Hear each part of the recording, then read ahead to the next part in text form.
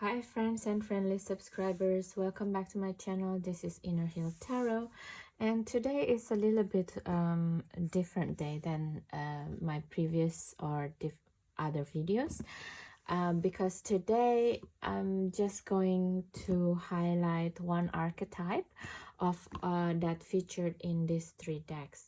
And the archetype that I'm going to talk about is the Monkey King archetype that actually supposedly be featured in this trickster's journey, and it is featured a lot in this particular deck, but it's not enough for me anyway.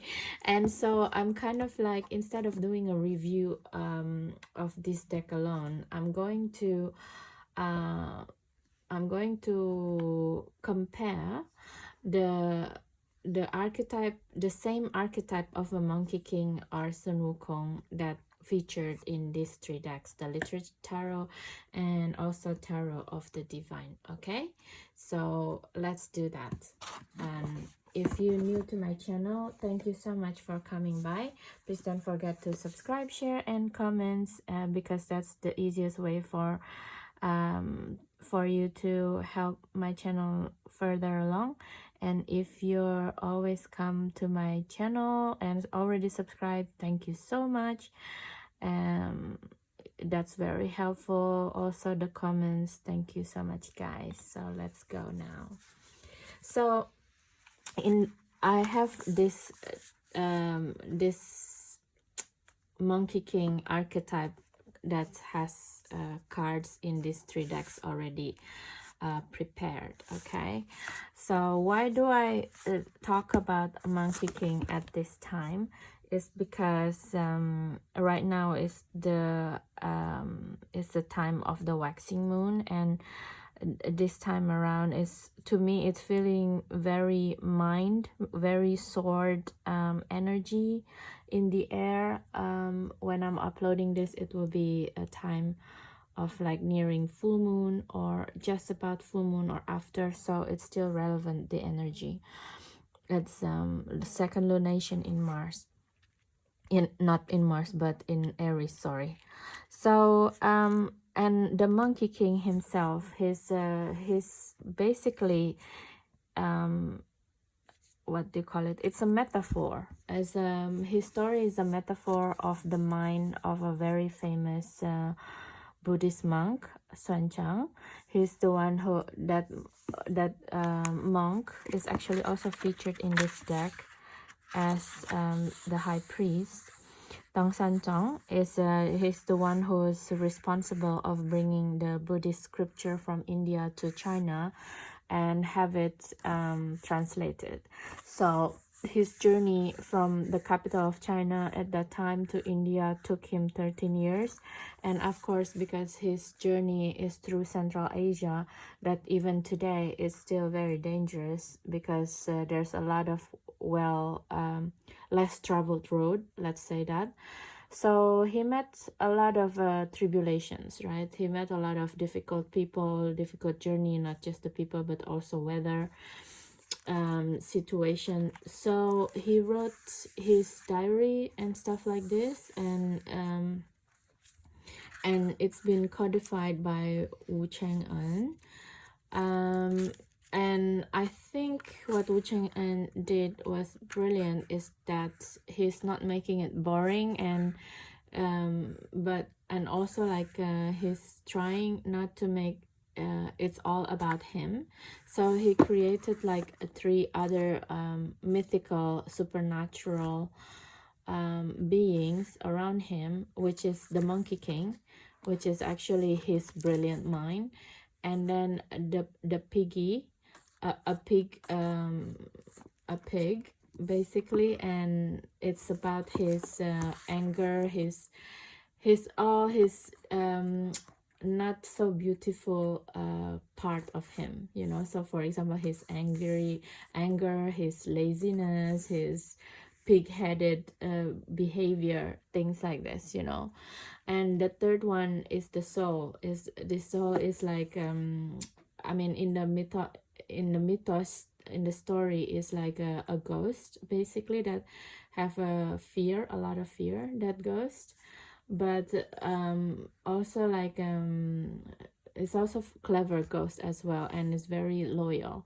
So it's really these three supernatural beings around Tan Sang Chong in this journey to the west is depicting the body, mind, and soul, and what it takes for this monk to go from China to India and back, and also like to translate the Tripitaka, which is the Buddhist scripture, right? So why and in this sense, in this story, and also I would say like the Chinese culture is very not, I don't know, it's just like the body, mind, and soul connection is very emphasized on the mind in this story anyway. So I mean, the emphasis is like, okay, what did the mind, the Monkey King did wrong and did right, kind of thing. And the lesser story is about the pig, the pig character, and the ghost. It seems like very timid character, so they have like less screen time. But yeah, a lot of the story is about this guy, about the Monkey King. And so that's why I'm really excited also to have a comparison, because I want to see as well which of the Monkey King that is depicted really well, and which of the Monkey King in these three different deck that to me it's more related, it's more well depicted, since I was watching this TV series of this Journey to the West when I was a kid. Okay, so let's start with the trickster journey first, because this is supposed to be about him.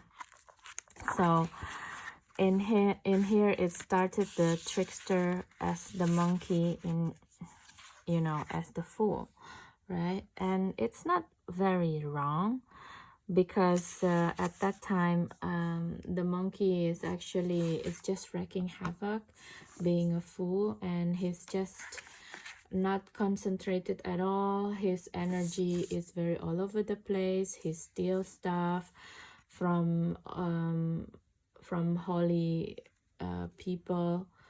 And so as so yeah, so basically this is like the full journey, right?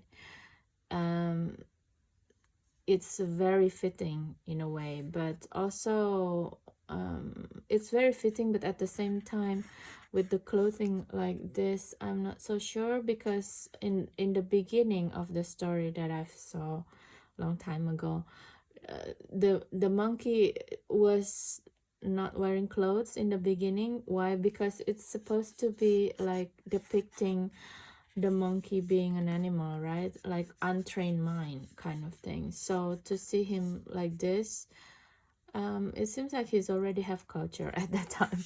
So it's a good depiction in here, which is like really funny. In here the trickster is called as the fool, and the magician here in this deck is one of his first teacher, the Taoist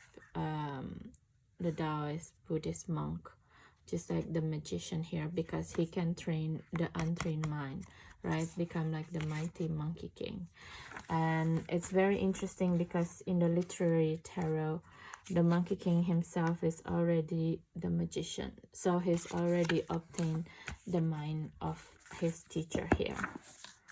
It's very, very interesting difference between the two characters. So, and then in this deck, another one is the Hanged One and Death, that feature the Monkey King in its entirety. And both the Hangman and the Death in this deck is talking about the same period of time where the Monkey King was punished for 500 years under a rock, basically because he was making too much wreaking havoc. and at that time it seems like it's a death for him, right? But in here he's just depicted as the hanged one, like the RWS. And also the death itself, it's just it's not very accurate depiction of the Monkey King during this period of 500 years under a big rock, a mountain. And to me it's just like a little bit of missed opportunity to actually understand the real situation of what is death for the untrained mind, actually. And I understand this is probably is very interesting and cute for death card. I don't disagree, because first of all, it's supposed to be like a monkey skeleton, right, with the teeth and looking at his own head, which is really beautiful, but it's not accurate to the depiction of the death that they put in the guidebook. You know, I think it will be more powerful if he's putting if the artist putting it as it is in the what do you call it, like in the story, in the book, or in the TV series, you know, because then it will be a different death, right? Different death scene, basically, which is like more accurate. And it's more accurate to the story, the trickster journey. So yeah, if you use this deck, I don't think this is the correct this depiction. Okay, but also the last one that I want to highlight is from the major arcana. This deck is the World, with the Monkey King releasing the going back from the west to the east, which is means that this is the time when the Buddhist monk Tom San Chong has already got the Buddhist scripture. And to me, out of all of the cards that depicting the Monkey King in this deck, this is the only accurate depiction of the story, because this is when these three animal here are the three if you see in the Tibetan tanka or mandala, a lot of time these three beings, these three animals depicted entangled with one another, and it's depicting of the circle of samsara, you know, the circle of karma, which is like ignorance, anger, and pride. You know, this is pride, anger, and ignorance, and they all like have the tail on each other, you know. So it's like the cycle of anger, ignorance, because you're ignorant and then you're angry about the things that happen around you, and then you're priding yourself for knowing better than other people, and so the circle is keep going, right? But in here, in the World card, is depicting that the monkey set this circle free out of his mind, because of he got the scripture already, and yeah, he's free, you know, he's free to bring back the scripture from the west to the east, and his journey ended, you know. And so it's really interesting card, and I feel that out of all of the cards in this deck, this is the one that I would hold on to, you know, if you use this deck, this one. And also even the story of Journey to the West is very interesting as well, because the West is always associated with death, with old age. So Journey to the West is like you're going to have an ego death, and to be rebirthed in the East, right? It's like the sunset to the sunrise thing. So in this way, the World card is depicted very well in this deck. Okay, so moving on, we're going to talk about the depiction in the literary tarot. of the Monkey King. In literary tarot, there's a lot of other stories as well. I think it's also, if you're buying only the deck and the small book, it's a bit of a missed opportunity, because it's not really talking about the whole story and why this person pairing this story with the archetype energy. It's not very clear, basically, right? The description. Let's just talk about the Magician, that paired by K. Ming Chang with Journey to the West. So as you see, it didn't really say anything at all about the pairing of this story with the Magician. Is just like, welcome to the banquet of the immortals. You are not a guest but a thief, harvesting heavenly power and returning to earth with a full belly and a penchant of party crashing. In your hands the world is the sweetest peach, and your fur can be scattered like seeds to grow anything. 10 to possibility.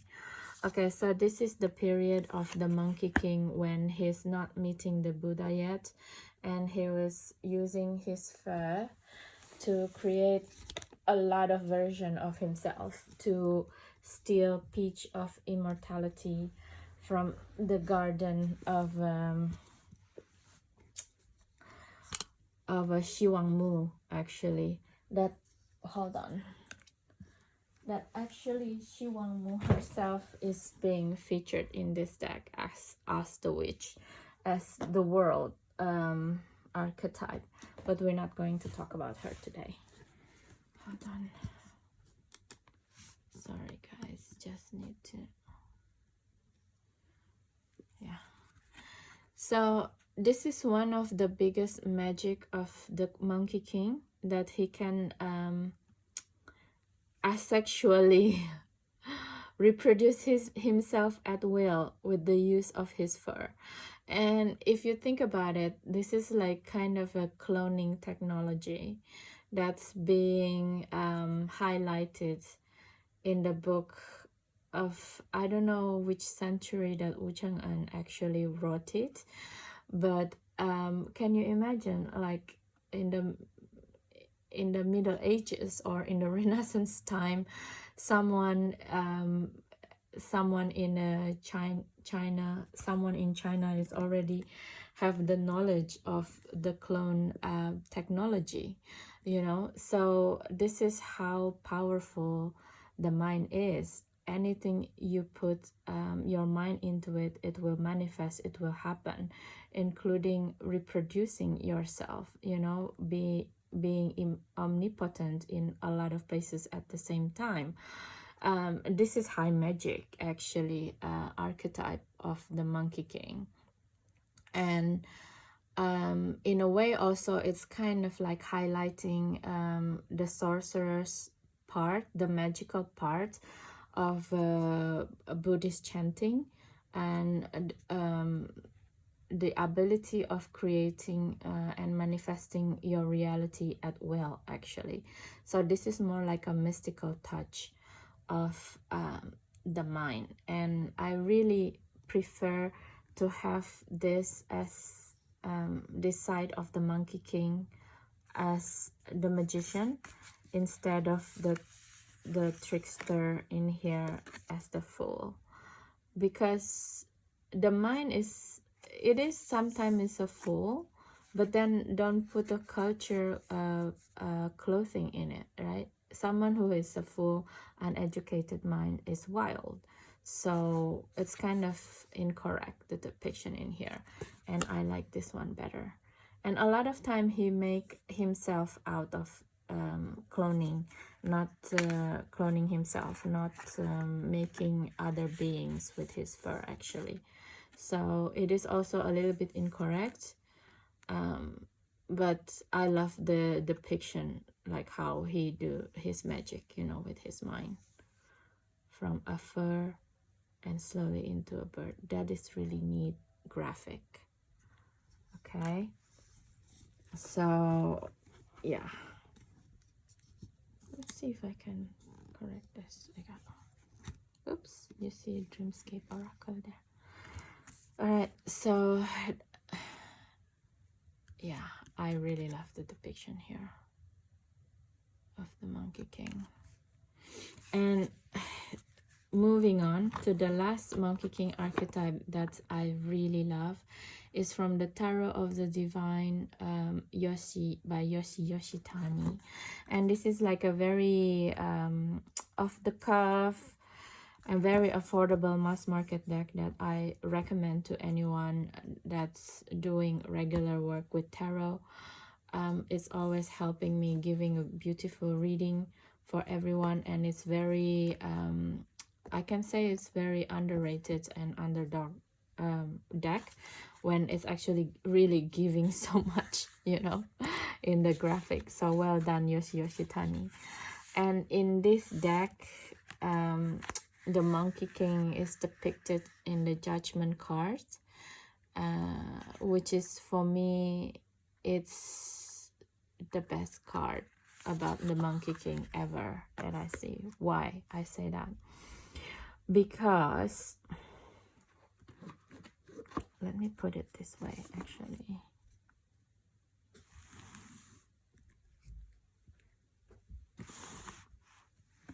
Like this, yes.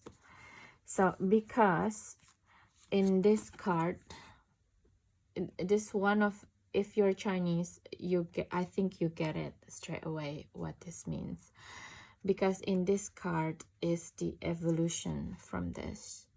This card is when he got out of the prison of 500 years under the rock, and to answer the calling of the Bodhisattva Kuan Yin.